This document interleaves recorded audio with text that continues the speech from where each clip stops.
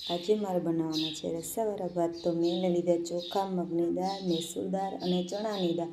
ને વઘાર માટે બટેકું, મરચું લીલું અને ખડો મસાલો, ડુંગળી અને ટમેટું.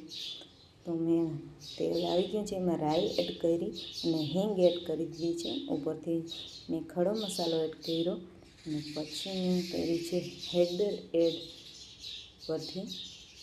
પછી આપણે વઘાર માટે આપી દઈશું મરચું, ડુંગળી, બટેકું અને ટમેટું.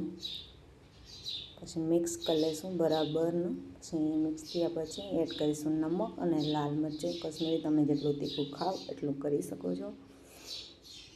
અને પછી એડ કરીશું આપણે સાફ કરેલી ધોઈ પછી એડ કરી દાળ ને ચોખા એ બરાબર મિક્સ કરી અને ઉપરથી આપણે પાણી એડ કરી દઈશું.